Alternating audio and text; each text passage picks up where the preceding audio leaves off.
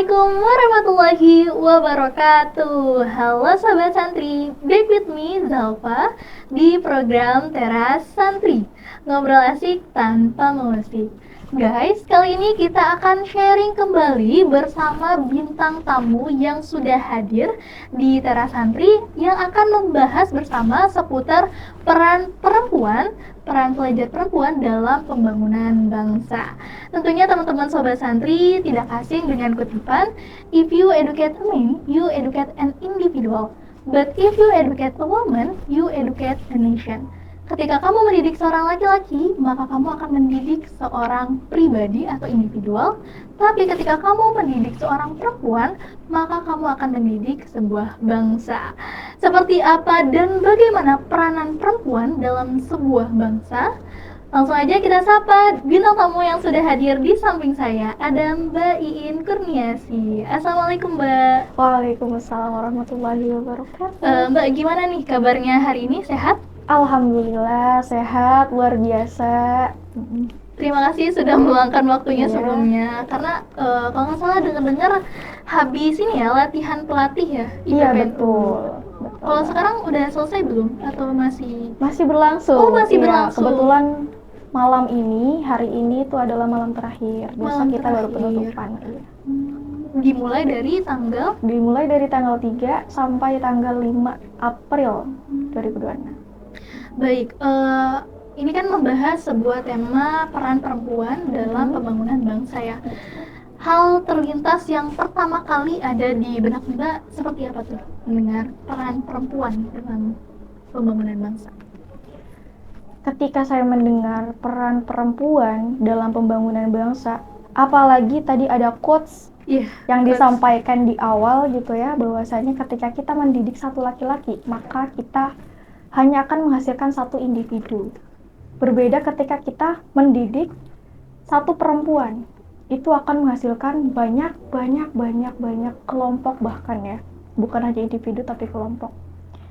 Karena jelas perempuan dibanding dengan laki-laki, yang bisa menghasilkan keturunan pertama adalah perempuan, bukan laki-laki.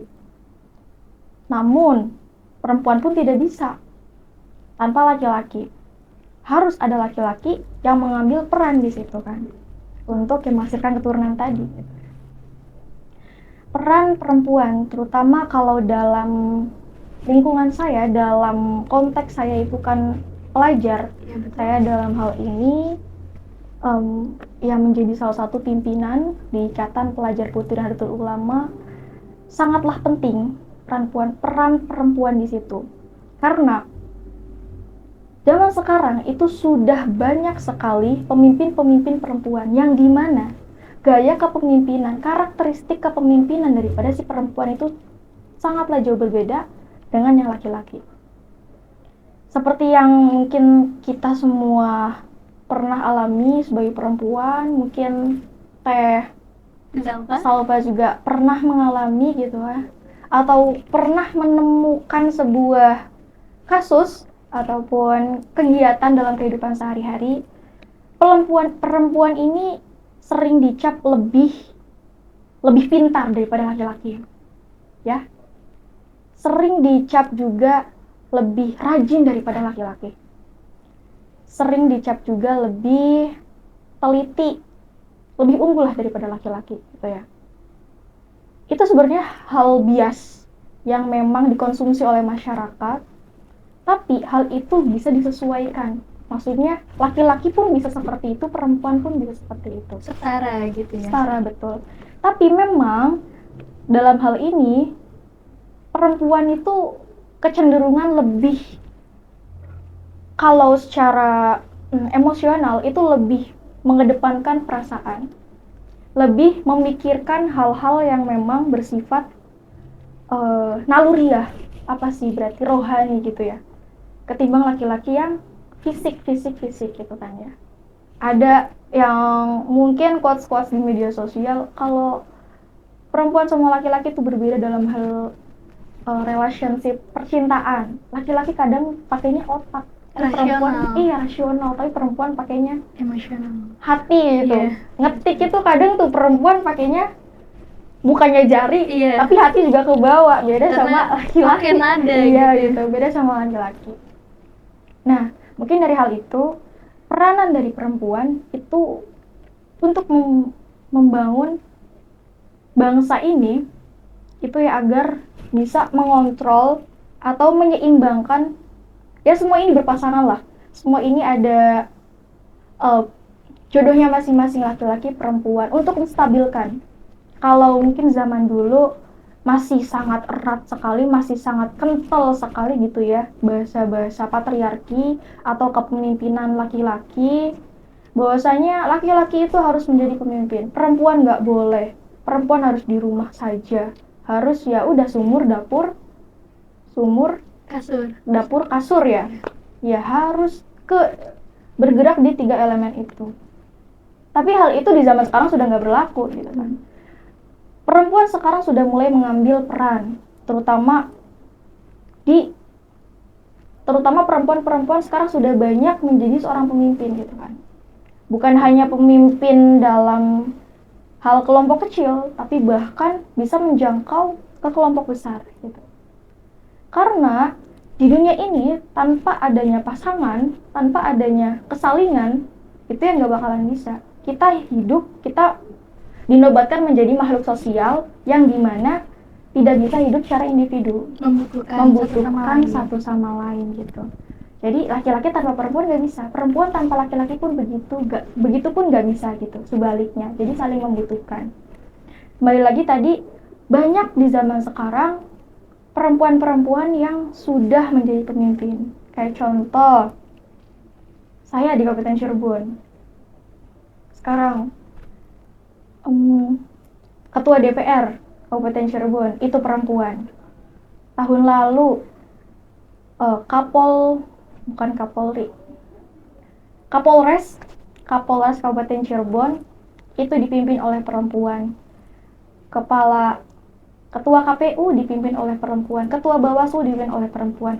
Jadi di zaman sekarang istilah patriarki, perempuan gak boleh memimpin, perempuan hanya di sumur dapur kasur, itu udah hal yang basi lah, sudah ketinggalan. Ditambah banyak sekali komunitas, organisasi, pembelajaran dari manapun sumbernya mengedukasi terkait tentang ya kesetaraan itu. Kesetaraan gender. Iya, kesetaraan gender. Jadi peranan gender bukan hanya sekedar biologis, namun actionnya itu dari si jenis kelamin. Gender itu kan jenis kelamin gitu ya, bukan gender itu adalah hal yang dilakukan oleh si jenis kelamin itu, peranan yang dilakukan oleh si jenis kelamin itu. Jadi sudah seimbang di zaman sekarang tuh. Salah satunya organisasi yang saya pimpin ini di Ikatan Pelajar Putri Nahdlatul Ulama ya mengedukasi terkait kesetaraan itu. Saya sebagai ketua dan jamaah, saya bisa dibilang jamaah ya, atau teman-teman yang lain, struktural, anggota pengurus yang lain itu perempuan, itu yang mengambil posisi menjadi seorang pemimpin, entah itu menjadi pemimpin diri sendiri maupun pemimpin kelompoknya di berbagai wilayah dan di berbagai daerahnya masing-masing gitu. Diajari secara tidak langsung, adanya Ikatan Pelajar Putri Nahdlatul Ulama ini membentuk jiwa kepemimpinan dari seorang perempuan. Perempuan itu bebas bersuara, bebas berpendapat, mewadahi, bisa merangkul, bahkan perempuan bisa merangkul laki-laki gitu.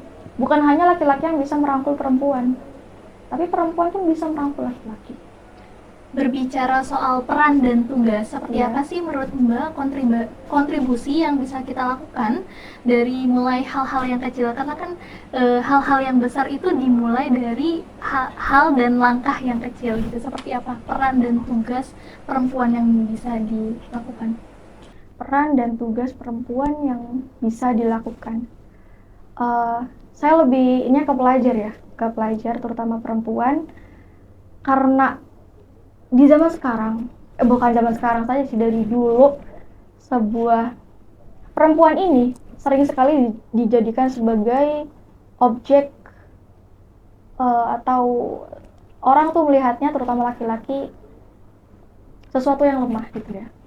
Sering sekali terjadi terhadap perempuan, terutama perempuan yang masih muda, pelajar, dewasa, remaja, sering sekali tidak luput dari terjadinya atau menimpanya ketidakenakan atau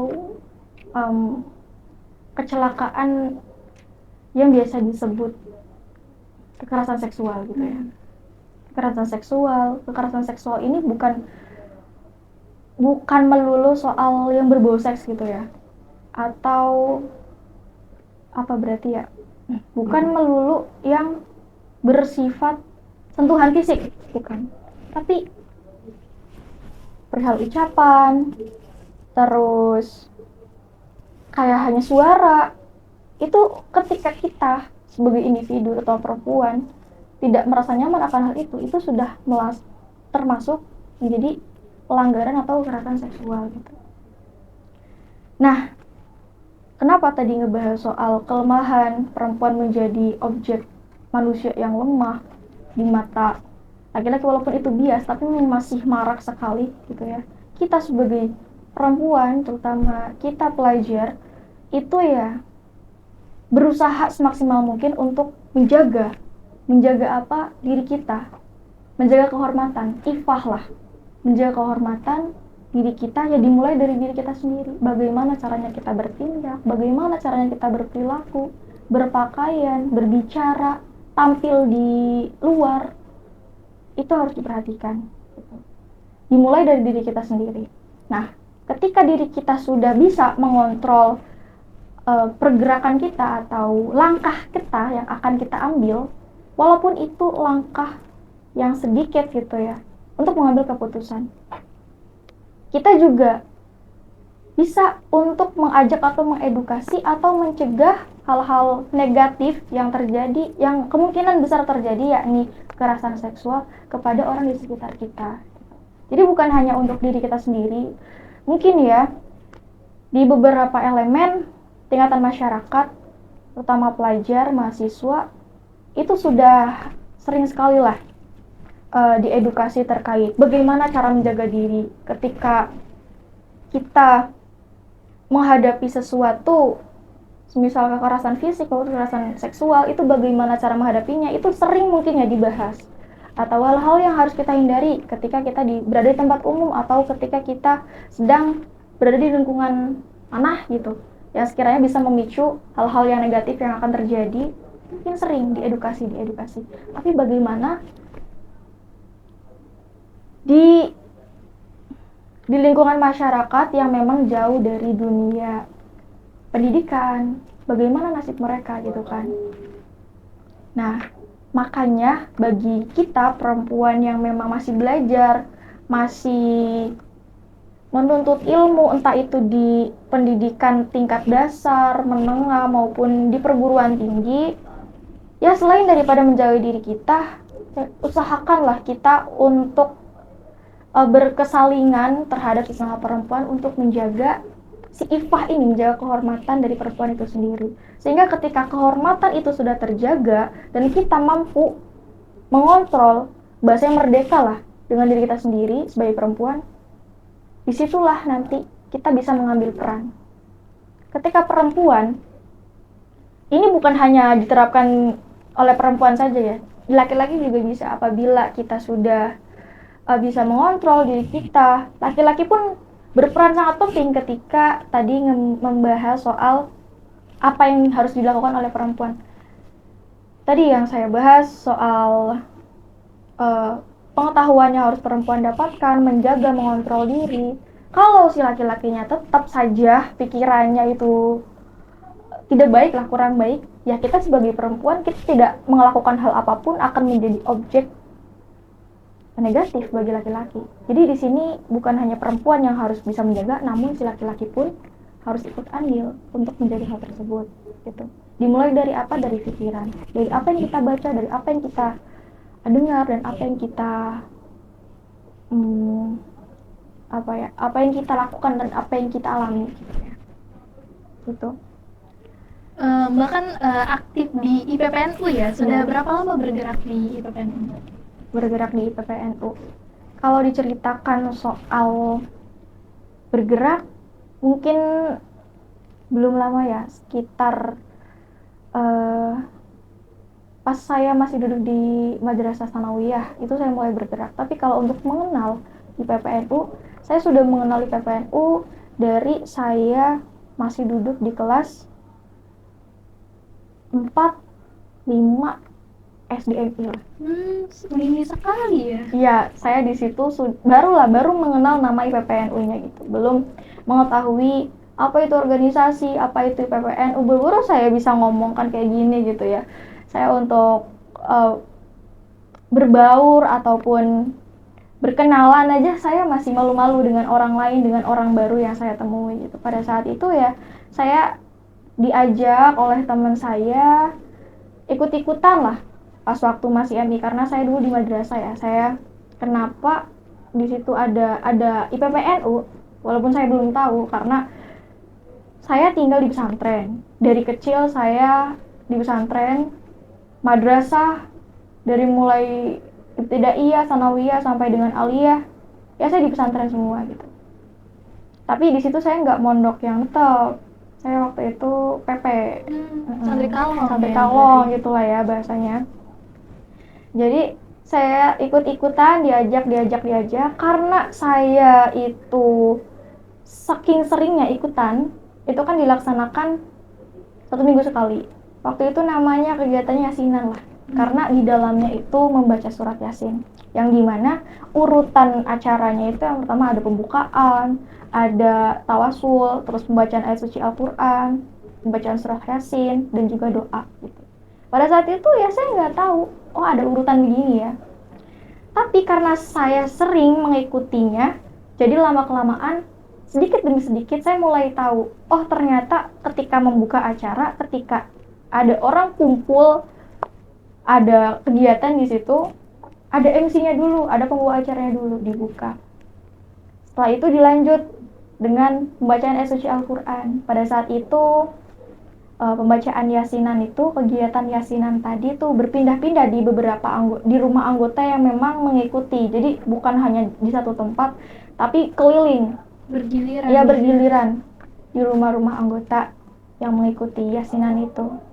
Jadi setiap orang yang disinggahi itu harus membaca ayat suci Al-Quran di rundun acaranya. Bahasa sekarang rundun, dulu mah nggak ada bahasa rundun, saya pun nggak ngerti gitu kan, adanya urutan acara, urutan kegiatan gitu. Tapi setelah bergabung ke dalam IPPNU jadi tahu ya? Iya, jadi tahu. Betul. Pas waktu saya masuk ke Sanawiyah kelas 1, itulah baru paham, karena di situ kan ada materi keorganisasian, ada materi kepemimpinan. Baru saya tahu, oh ternyata yang selama ini saya ikutin di yasinan tadi itu adalah bagian daripada pelaksanaan organisasi atau keorganisasian gitu. Kegiatan yang dilakukan di dalam organisasi. Disitulah baru saya mengenal IPPNU, bergerak di IPPNU mulai dari tingkatan paling bawah, di tingkatan anak ranting dulu itu ada. Di tingkatan anak ranting, terus tingkatan ranting, tingkatan kecamatan, sampai dengan sekarang di tingkatan kabupaten. Dan pada akhirnya menjadi ketua ya, berkesempatan menjadi ketua. Jadi saya pernah merasakan satu hal dulu pas waktu saya, kalau nggak salah masih sanawiyah ya, saya mengikuti kegiatan IPPNU di Kabupaten Cirebon, tapi saya masih ranting, masih di desa. Saya pernah berpikir ketika melihat ini ketua, saya pernah berangan-angan apakah saya bisa berada di posisi itu gitu pada saat itu, karena posisinya saya masih di tingkatan desa, masih tingkatan yang paling rendah gitu ya, nggak terfikirkan itu bakalan, apakah saya bakal bisa jadi ketua gitu kan, apakah saya bisa masuk ke jajaran pengurus Kabupaten Cirebon. Saya nggak sama sekali, masih berangan saja. Tapi ya namanya takdir, dan mungkin ini adalah salah satu amanah dari kiai, dari ulama, termasuknya ya ulama-ulama yang memperjuangkan yang sekarang sudah wafat gitu ya, menjadi amanah organisasi, terutama ini kan organisasi NU gitu. Ya udah, alhamdulillah apa yang dulu saya pikir tidak akan pernah terjadi, takdir itu menjadikan saya sekarang sebagai PPNU gitu kan. Hal yang walaupun kalau kita singkat, pada saat itu saya masih di MTS dengan kejadian atau dengan keadaan saya sekarang, itu ya amat sangat tidak mungkin gitu kan, amat sangat bagaimana prosesnya. Tapi ketika dijalani, ketika saya berproses di PPNU, bergerak di PPNU, belajar banyak di PPNU, sampai dengan saya berada di titik yang sekarang ini gitu, itu ya bisa dibilang prosesnya panjang, tidak sesingkat yang tadi saya ceritakan gitu. Prosesnya panjang, ketika di ranting bagaimana, ketika di kecamatan bagaimana, sampai dengan di tingkat kabupaten.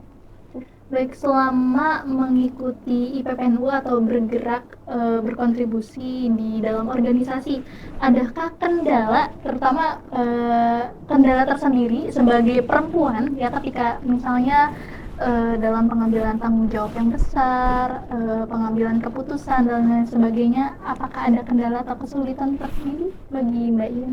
Tentunya banyak, pasti banyak sekali.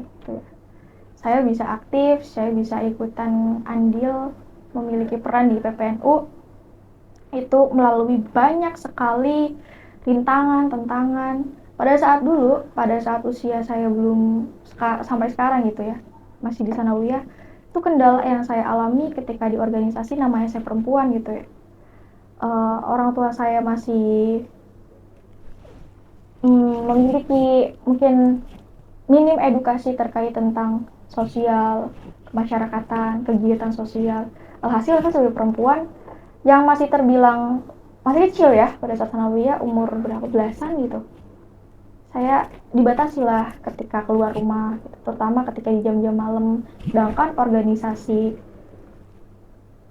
yang saya ikuti di PPNU salah satunya itu ya banyak berkegiatannya di malam hari ketimbang di siang hari, karena melihat dari pelajar itu kan kalau pagi sampai siang, kadang sampai sore itu sekolah, waktu free-nya, waktu kosongnya itu malam, senggangnya di malam hari. Tapi ya berbentrokan juga dengan izin orang tua pada saat itu. Tapi karena orang tua tahu saya keluar malam itu untuk apa, buat apa, orang tua menyaksikan sendiri bahwasanya saya keluar untuk ngaji, untuk menuntut ilmu, untuk kumpul dengan orang-orang yang berilmu, orang-orang alim gitu ya.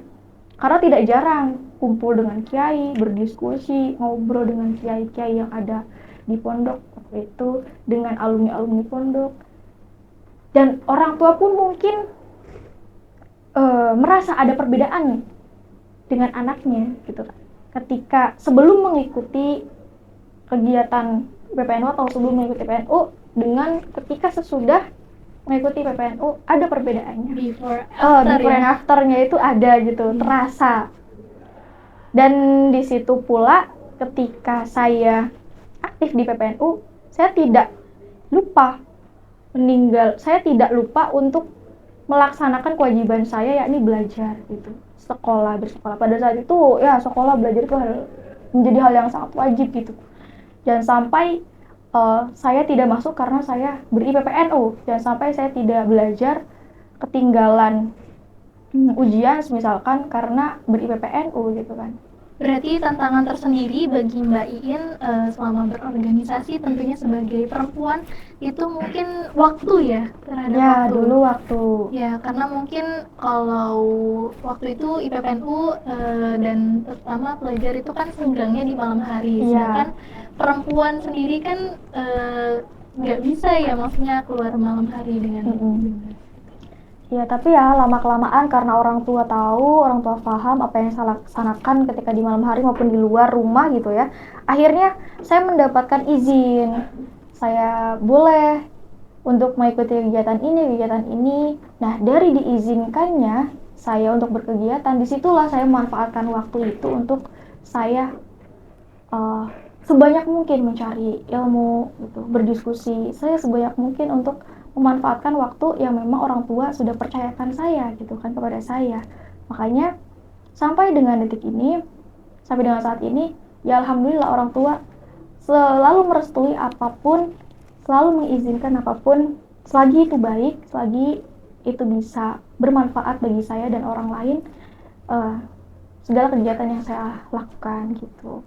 Tantangan selain mungkin waktu, Mungkin ada kesulitan sendiri atau kendala bagi Mbaknya? Ada pasti ya. Ketika kita berorganisasi itu kan kita tidak hanya diam di satu tempat ya. Kita harus ke sini, kita harus ke situ, kita harus ke sini. Mungkin mobilitas juga menjadi salah satu kendala pada saat itu ya. Tapi alhamdulillahnya ini mungkin yang dinamakan berkah gitu ya dari saya. Berbicara soal perkembangan zaman dan perkembangan teknologi yang sekarang sudah begitu pesat, menurut Mbak sendiri apa sih skill yang harus dimulai untuk diasah dan dimiliki oleh seorang pelajar ataupun anak muda sekarang untuk bisa survive di tengah perkembangan zaman? Kalau menurut saya pribadi, skill yang memang sangat dibutuhkan di zaman sekarang, selain daripada tadi bermedia ya, ngebahas soal media, pasti skill bermedia, wawasan terkait bagaimana cara kita berkegiatan atau melakukan sesuatu di media itu harus, skill itu harus didapatkan atau kita ketahui. Selain daripada itu, kita juga harus mempunyai, saya rasa teman-teman tuh harus bisa public speaking, berbicara di depan umum. Jadi public speaking ini bukan hanya sekedar berbicara saja di depan orang banyak, namun bagaimana sih kita sebagai pembicara atau penyampai pesan itu mampu mempengaruhi orang-orang yang kita beri pesan, atau audiens, atau mad'u lah bahasanya, orang yang menerima pesan. Karena background saya juga anak komunikasi gitu ya, komunikasi efektif, komunikasi persuasif ini sangat penting, sangat penting. Untuk apa kita diharuskan memiliki skill public speaking? Ya untuk mendapatkan peluang yang lebih banyak. Karena peluang itu akan datang ketika kita mampu menyampaikan dan kita mampu menarik orang dengan apa yang kita sampaikan gitu ya. Dan skill public speaking juga hampir semua pemimpin itu memiliki public speaking. Nggak ada pemimpin yang nggak bisa public speaking gitu ya. Karena tadi kalau pemimpin nggak bisa public speaking, bagaimana caranya dia bisa mengutarakan kepemimpinannya, bagaimana caranya dia bisa menjadi pemimpin atau mengajak, mempersuasifkan orang-orang yang dipimpinnya gitu, orang-orang yang di bawahnya. Dan juga tadi soal media ya, kenapa sih kita harus memiliki skill dalam bermedia? Jadi zaman sekarang media itu sudah sangat luar biasa, manfaatnya luar biasa, dampaknya juga, apa yang dihasilkan oleh media itu tidak terbatas, dan apa yang disebarkan oleh media itu tidak terbatas. Kebebasan pers sekarang, kebebasan pers itu di mana-mana, di media itu sudah terjadi gitu. Tidak ada yang bisa membatasi kamu, misal nggak boleh main TikTok, kamu nggak boleh bikin akun TikTok, kamu nggak boleh bikin konten seperti ini, konten itu melanggar gitu. Sekarang tuh tidak ada yang berhak, walaupun itu konten negatif, tapi siapa gitu yang akan membatasi atau mengecam secara kejam konten itu gitu kan. Kecuali memang konten atau biasanya itu terdeteksi langsung oleh medianya. Tapi kebanyakan kan di media, terutama media sosial, itu banyak sekali konten-konten yang kurang baik gitu ya, yang memang itu diproduksi oleh beberapa akun, entah itu akun pribadi maupun akun organisasi, kelompok gitu. Nah, kita sebagai pelajar dalam hal bermedia ya harus benar-benar ini ya, menjaga saring sebelum sharing gitu ya. Saring sebelum sharing. Jadi apa yang kita dapatkan di media sosial, terutama karena kebanyakan di tingkatan kita, remaja, pelajar, itu yang diakses adalah media sosial ketimbang website gitu kan, ketimbang yang lainnya, radio ataupun majalah, blog-blog gitu, artikel. Lebih banyak mengakses itu media sosial. Makanya kita sebagai pelajar harus mengetahui apa sih yang boleh kita akses dan apa sih yang kita dapatkan di media sosial itu yang harus kita terapkan di kehidupan kita, yang harus kita terapkan di dalam kegiatan kita berseharian kita gitu kan. Berarti tadi ya, skill yang menurut Mbak harus kita asah dan dimiliki dari mulai sekarang adalah public speaking salah satunya, dan juga bermedia karena menyesuaikan dengan perkembangan zaman, betul ya. Untuk pesan sendiri, mungkin Mbak In bisa menyampaikan pesan kepada sobat santri, bagaimana kita sebagai perempuan harus yang mandiri dan lain sebagainya. Mungkin ada pesan yang ingin disampaikan? Oke, pesannya mungkin dari beberapa hal yang teman-teman sekarang sedang lakukan. Ada yang mungkin aktif berkegiatan di sekolah, di organisasi, di pondoknya, di lingkungannya masing-masing. Harus bisa banget untuk belajar manajemen, terutama manajemen waktu. Saya sendiri gitu kan, mungkin bukan saya aja, teman-teman yang masih bersekolah, itu kan selain daripada belajar di rumah, belajar di luar, belajar di organisasi, kita punya kewajiban untuk belajar di kampus, di sekolah gitu. Bagaimana caranya kita bisa membagi waktu kita untuk kita berkegiatan gitu. Kapan wayahnya kita harus fokus belajar untuk pendidikan kita, kapan juga kita bisa improve atau mengembangkan apa yang sudah kita pelajari di lembaga pendidikan, yakni di rumah maupun di organisasi, di lingkungan sosial lain selain daripada lembaga pendidikan gitu. Itu harus sangat-sangat kita perhatikan sekali, manajemen gitu ya. Jangan sampai kita terlalu asik dalam dunia luar ataupun dunia sosial, terutama ya karena tadi saking asiknya bermedia, saking senangnya, saking menghiburnya, saking banyaknya informasi yang kita dapatkan di media, itu bisa mempengaruhi manajemen waktu, itu bisa mempengaruhi waktu atau membuang banyak waktu kita untuk hal-hal yang bisa dibilang kurang bermanfaat. Itu ya jangan gitu ya. Kita sebagai generasi muda yang memang diharapkannya menjadi calon-calon seorang pemimpin, ya harus bisa manage hal-hal tersebut dari sekarang. Jangan sampai hal yang kita lakukan tidak berguna, ya sampai pada akhirnya nanti akan menyesal di kemudian hari. Dan juga akan membuang banyak peluang, banyak sekali kesempatan-kesempatan yang harusnya kita dapatkan di seusia kita, ya akhirnya terbuang sia-sia dengan kita menyanyiakan waktu begitu saja, terutama untuk bermedia sosial. Itu sekarang menjadi penyakit banget lah di teman-teman Gen Z, di teman-teman Gen Alpha. Bahkan sekarang bayi-bayi pun ketika misal rewel, nangis apa, yang disodorin apa coba? Kalau nggak HP. Itu sebenarnya saya miris sekali sih. Kemarin saya ngobrol dengan salah satu aktivis bisa dibilang ibu-ibu yang sangat inisiasi sekali mengadakan pendidikan parenting sejak dini. Jadi parenting itu teman-teman bukan hanya dipelajarkan atau wajib diketahui oleh orang-orang yang usianya ibu-ibu yang udah punya anak, tapi kita sebagai pelajar, kita sebagai mahasiswa itu sejak dini tuh harus tahu, karena kita perempuan sebagai calon ibu itu nanti akan menghadapi bagaimana cara kita ketika sudah kita punya anak, bagaimana cara kita menghadapinya, apalagi anak itu semisal masih bayi. Kalau semisal kita tidak dididik atau kita tidak diedukasi soal parenting tadi, ya mungkin ketika anak nangis, bayi usia berapa bulan gitu terus nangis, langsung kita sodorkan HP dengan berbagai informasi atau kebiasaan FOMO, video-video tren yang ada di sosial media, itu akan mempengaruhi sekali. Kadang hal-hal negatif ya yang kita terapkan, ibu-ibu mungkin yang menerapkan hal tersebut bisa saja itu dampak daripada apa yang kita tonton, apa yang kita konsumsi di media sosial itu. Ya parahnya bagaimana ketika edukasi terkait parenting itu sedikit. Mungkin ya remaja-remaja generasi muda Indonesia akan menurun kualitasnya gitu. Ketimbang dulu yang memang gadget, gawai, bermedia itu tidak semarak sekarang, tidak sebebas sekarang gitu. Iya, mungkin Mbak In barangkali ada pesan tambahan lagi sebelum kita mengakhiri sesi pembicaraan kita kali ini. Oke.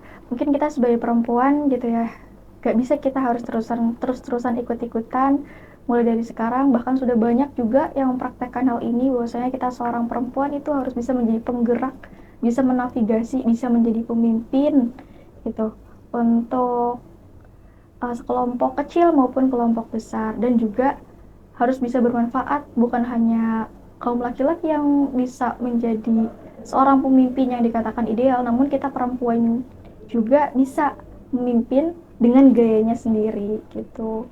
Baik, dari pesan yang saya simpulkan dari Mbak In sampaikan bahwa kita sebagai perempuan harus bisa mandiri agar berperan tidak hanya diperankan. Mungkin itu saja. Terima kasih Mbak In sudah meluangkan waktunya untuk mengobrol bersama saya dan Sobat Santri. Terima kasih juga Sobat Santri yang sudah menonton. Jangan lupa untuk like, comment, share and subscribe, dan jangan lupa untuk pantengin Teras Santri selalu karena masih banyak video bermanfaat lainnya. Saya Zalfa Zezafun dan kru yang bertugas pamit undur diri. Terima kasih. Wassalamualaikum warahmatullahi wabarakatuh.